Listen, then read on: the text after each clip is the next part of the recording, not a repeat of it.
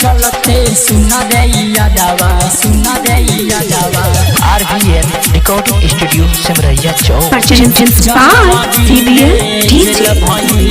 कोई सके दे हम नया साल के तोहफा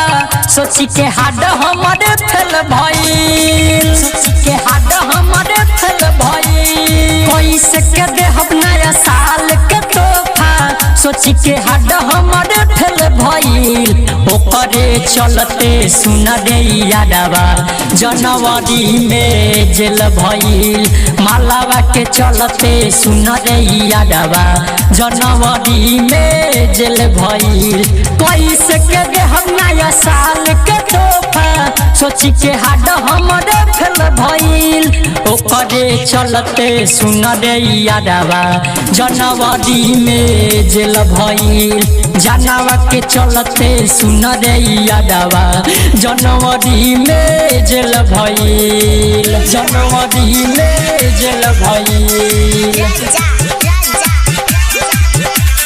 जानवा के चलते सुना रे यादवा सुना रे यादवा सुना रे यादवा जून में सुकून से जिंदगी बिताईनी चढ़ते जुलाइयों का रास दिल लगाईनी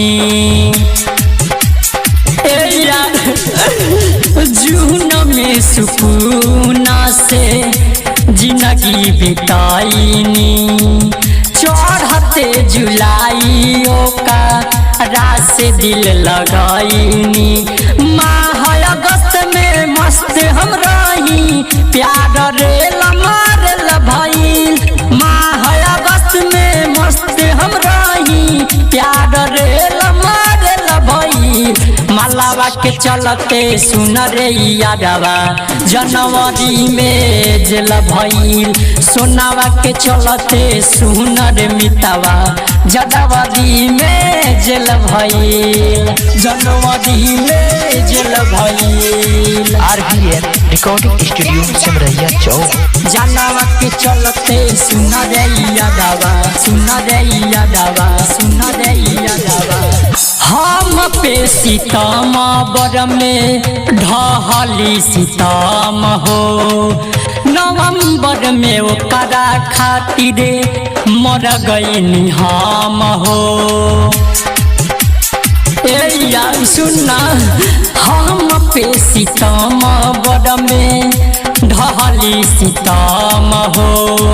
नवंबर में ओकरे खातिर मर गईनी हम हो राकेश राजधानी कर जनबी कस के सांघवा झमेल भइल रणजीत नीति सभी कस के सांघवा झमेल भइल ओकरे चलते सुन रे यादवा